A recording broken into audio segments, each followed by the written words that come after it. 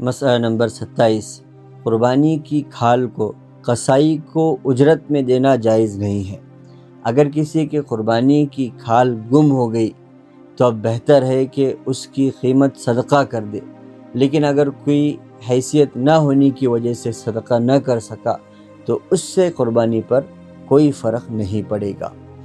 مسئلہ نمبر 28، اگر قربانی کے تینوں دن گزر گئے 10، 11، 12 اور قربانی کا جانور خریدا ہی نہیں تو اب اس شخص پر واجب ہے کہ ایک بکرے کی قیمت صدقہ کر دے۔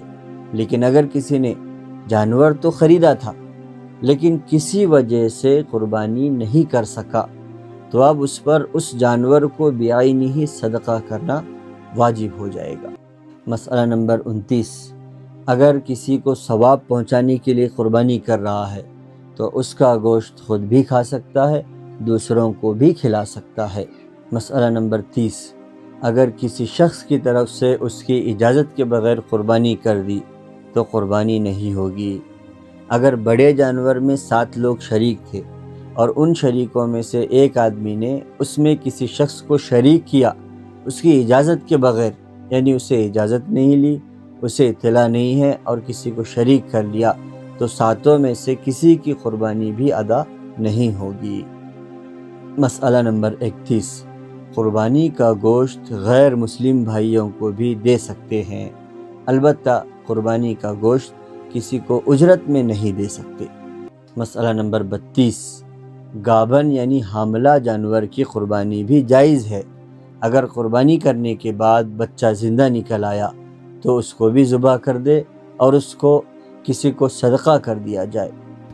قربانی کے جانور کے بال کاٹنا یا دودھ دھونا جائز نہیں ہے۔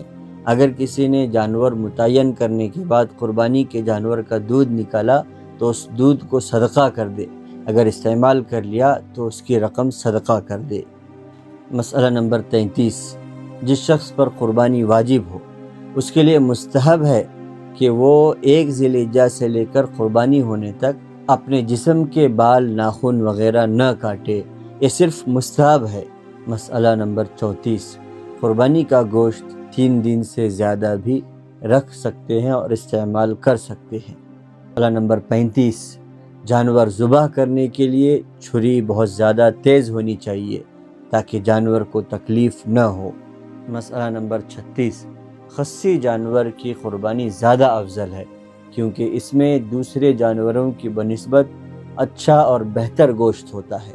مسئلہ نمبر 37، ذبح کرتے وقت تکبیر کے علاوہ کچھ اور نہ کہے، یعنی تقبل من فلاں یا اس طرح کے کوئی الفاظ ذبح کرتے وقت نہ کہیں۔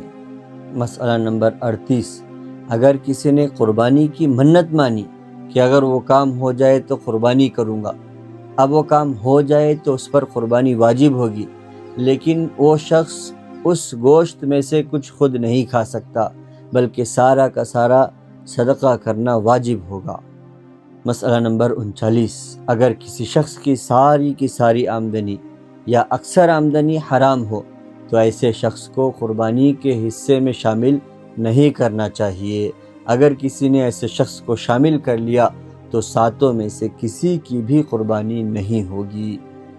مسئلہ نمبر 40، اگر کسی شخص نے یہ وصیت کی کہ میرے مال میں سے قربانی کر دی جائے، اب وہ مر گیا، تو وارثین پر یہ ضروری ہے کہ اس کے مال میں سے قربانی کریں، اور اس قربانی کے گوشت میں سے یہ لوگ نہیں کھا سکتے بلکہ سارا کا سارا گوشت صدقہ کرنا واجب ہوگا۔ اللہ تعالی ہمیں مسائل کی صحیح روح کو سمجھنے اور اس پر عمل کرنے کی توفیق عطا فرمائے اور ہماری قربانیوں کو بے انتہا قبول فرمائے۔ السلام علیکم ورحمۃ اللہ وبرکاتہ۔